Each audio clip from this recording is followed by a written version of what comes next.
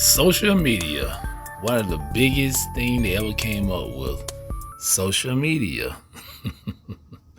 Look at people. We are slaves to technology. We be on our phones 80% of the time, when we at home with our families, when we out at work, even when we driving our cars. You know how back in the days, I grew up when we used to have dinner. Everybody sit at the dinner table, right? We talk about our day, how everything was going. Now everybody's on their phones. What's up with that, y'all? Why are people so locked into social media? Why? Why? What is it? How did they come up with this thing? People, listen, look at them. They're like zombies. It's amazing. The best way to gain control of the most intelligent, powerful species on the planet would be to completely divide them from the love within themselves.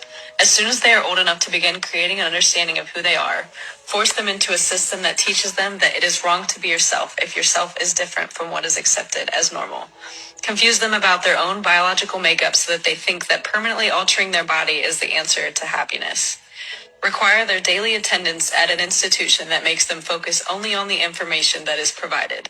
Make them attend that institution from age 5 until an adult and repeatedly test them on the information so that it becomes their truth. Give them an explanation to everything so that they never have a chance to make their own assumptions of the world. Scold them and humiliate them if they suggest an opinion that opposes that of their authorities. Keep reminding them of how cruel their ancestors were to each other in the past and broadcast how cruel they are to each other in the present.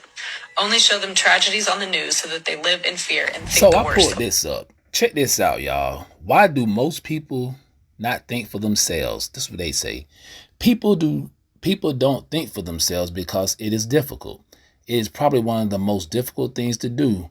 One has to be totally honest with themselves, to step outside themselves, to view their own thoughts from an impartial standpoint, and to see others' view openly. That's pretty deep. You know what I'm saying? That's real deep. Very, very deep.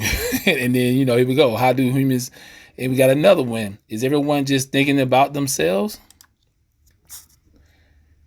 Other people are likely thinking the same thing you, but about themselves. Because most people don't care. Most people only care about their well-being. That's something to think about, y'all. Skull technology. This is also in the foray of directed energy weapons. What is that?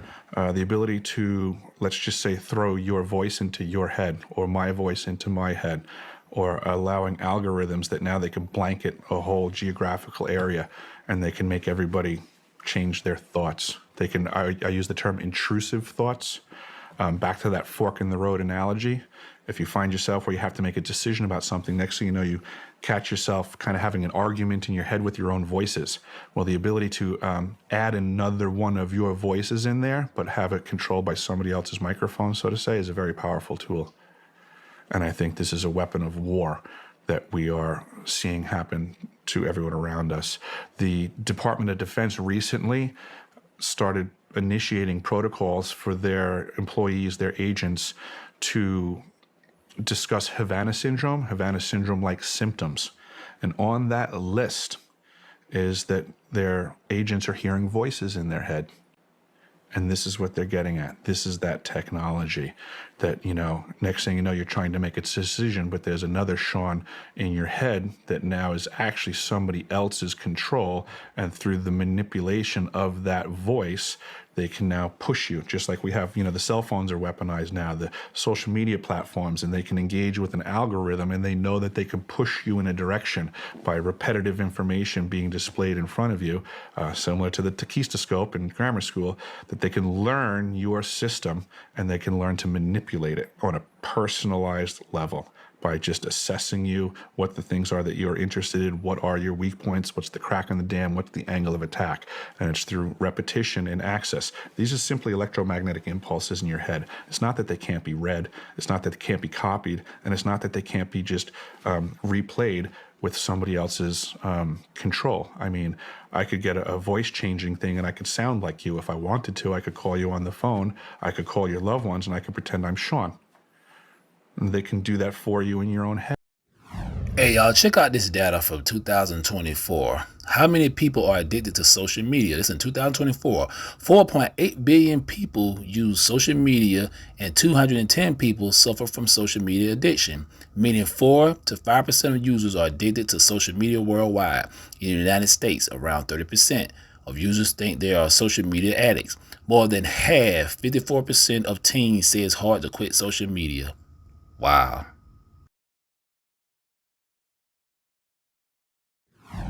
The big distraction, sports. Listen, y'all, I love sports. I'm a homer all day. I enjoy watching it because it's entertainment. But some of y'all people go bonkers. Y'all go crazy off of sports. It's only entertainment. People will literally fight over a sports team. People like in Philly, they was nut up over that. That don't make no sense to me.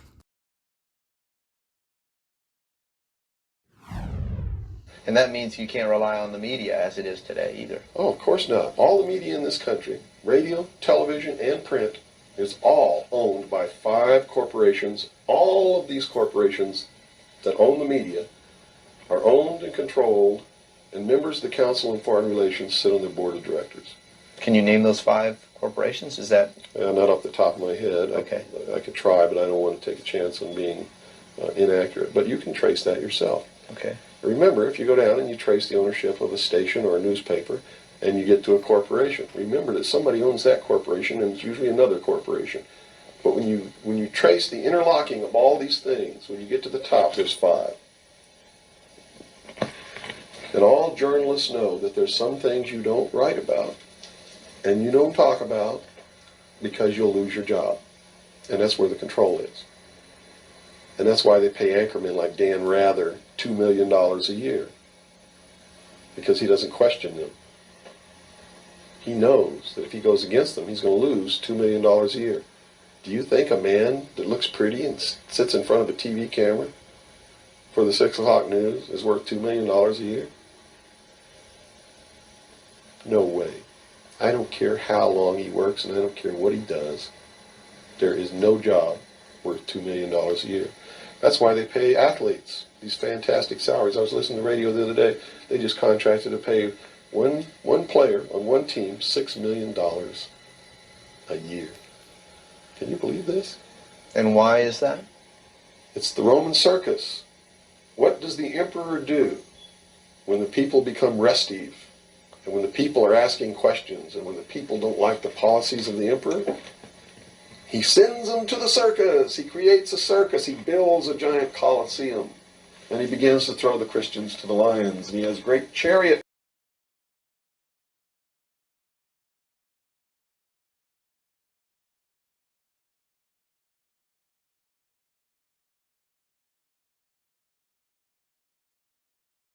It's amazing in this country how people don't take their health serious. You know, it's like, I talk to a lot of people all the time. I go to the gym at least 4 times out the week. I applaud anybody that goes to the gym. I don't care if you 300-400 pounds or whatever. At least you're trying. In this country, we really don't push living a healthy lifestyle. We push more of celebrating eating fast foods and stuff like this, and that's why so many people in our community is sick. Hypertension, being diabetics, high cholesterol, you know, all that. And this is a problem in our country. And why do y'all think they never try to push you to eat healthy? They don't want you to eat healthy. They want you to be sick. You know why? Because being sick is profitable. They make money off of people being sick. The pharmaceuticals, all these corporations, y'all think about it.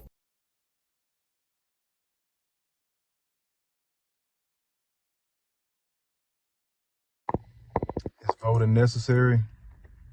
Yes. Did our people die for us to vote? Yes. It's a lot of black men especially that wore this uniform, that died for this country, that could not vote at the time they were fighting for this country or fighting for their freedom. So while I still believe in voting, I think that it's time to update, maybe do away with the 2-party system. We need more options. And until that happens, there's going to be a lot of brothers like myself who are going to be registered voters, but finding different ways to protest. So I'm not going to blindly, as a black man, traditionally what we've done in the black community, I'm not going to blindly vote Democrat just because they're Democrats. I'm not going to vote for Republicans as a sign of protest. There was a period of time within this last election where I didn't vote at all. That was my sign of protest. Not saying that that was right or wrong either way, but until we get some candidates or a party that actually speaks to our people and executes, not empty promises, not what do you have to lose, but actually brings something to us as a people, then a lot of people will be withholding their vote or voting a way that the rest of us don't agree with. But again, those are just my thoughts. It's just an opinion. I don't run nothing. I just wear the uniform. Again, it's plenty of brothers that came before me. They have laid down their life. They didn't even have that opportunity to vote. So while I plan on exercising my right to vote, I want something and someone to vote for. Yeah, black folk been voting over 60 years, over 60 something years.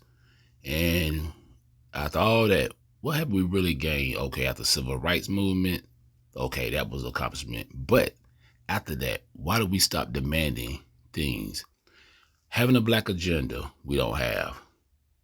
You see these Black Lives Matter shirts? We'll say that for later, but yeah, black people. I'm not saying don't vote, but make sure you voting for something. Don't vote blue no matter who, because your parents, your grandparents did this all their lives. That's the problem in our community. We're the only group of people in this country vote with no type of agenda. But the tide is changing now, especially with the grassroots. The younger black voters, they see the light.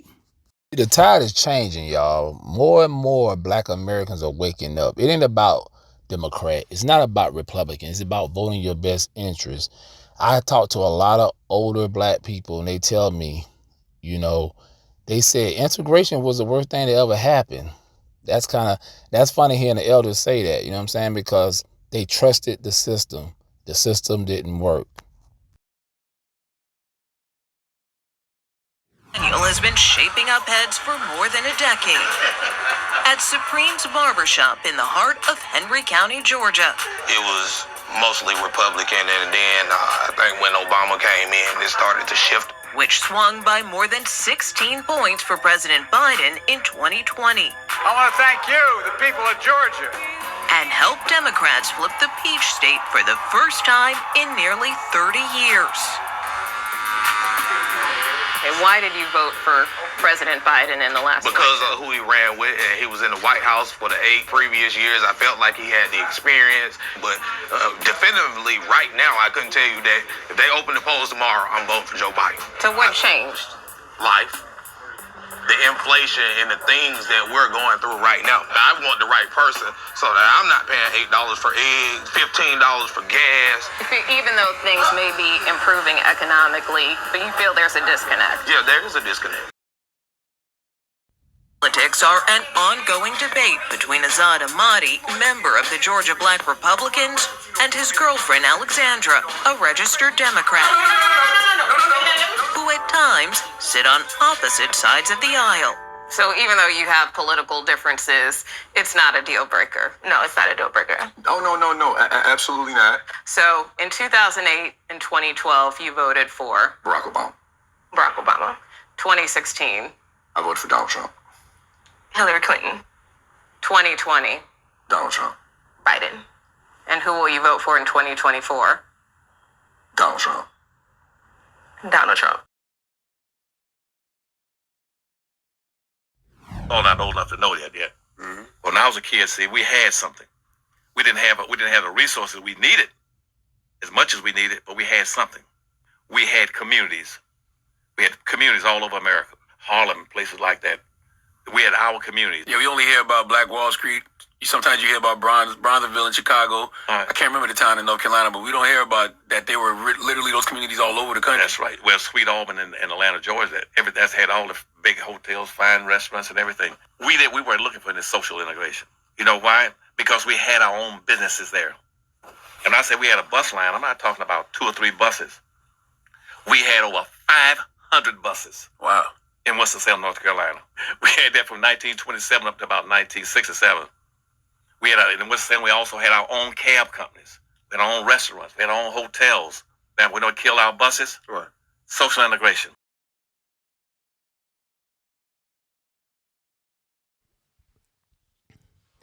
So, do they control us? I'm going to say yes.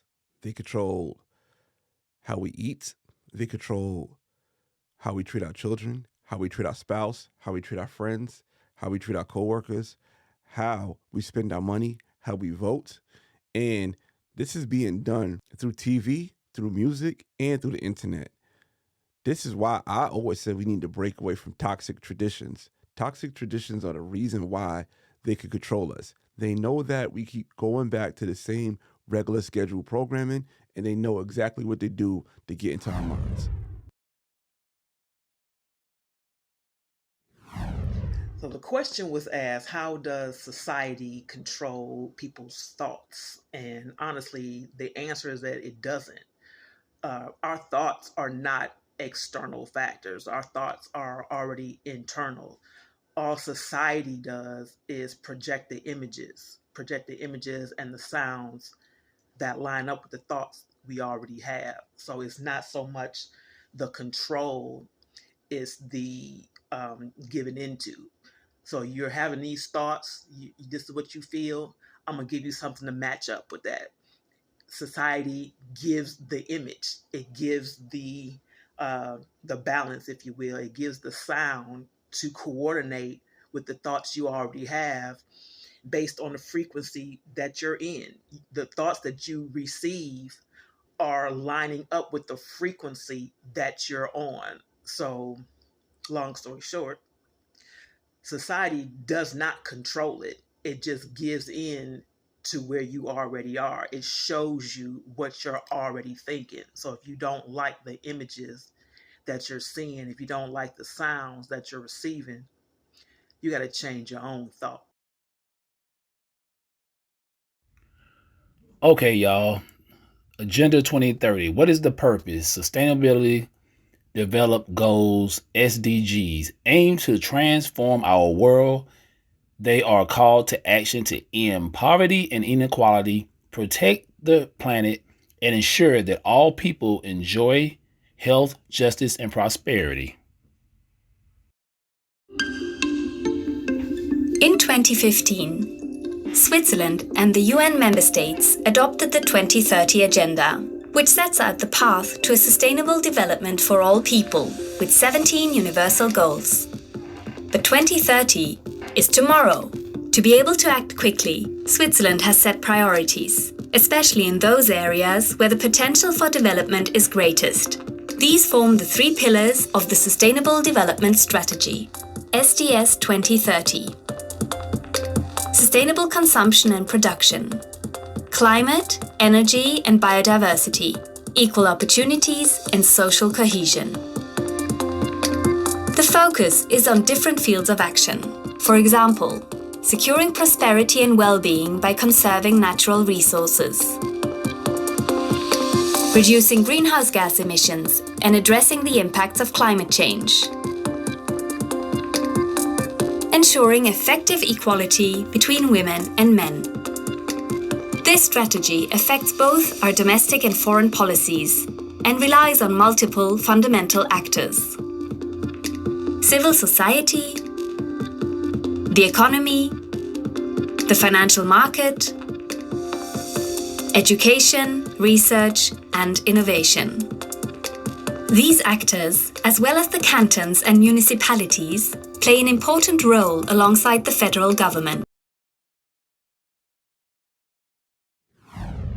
Interesting, y'all. The federal government, they want to do all these things for the people. I mean, the whole planet is part of the whole Agenda 2030. But let me look at some of these comments. People, see what they think. This is the first comment. My priority is to resist. That's the first comment. The other one is 2030 will be worse than 2020. Mark my words. We are going down the, excuse my language, y'all, shit drain. In others, we got some people said you'll own nothing. We'll own everything and control it all, but you'll be happy because we're doing it for you. Wow, for the common good. And the last one, y'all, we all need to stand together. Ain't no one taking away our freedom, privacy, etc. They really think that we don't see what they are really doing. Yeah, right. Let me ask y'all a question. What are y'all willing to do? If this thing pop off, what about government just want to take control over everything? Are y'all willing to give up everything, your freedom, just for the government to take care of you? Think about it. Will it be chaos in the street? Will it be anarchy? Will race even matter anymore when we get to this point? The Great Reset, y'all. The Agenda 2030. We trying to start over. But are they really trying to help the people? Are people that dumb? Are people that naive to believe the government are in their best interest? I'm just saying.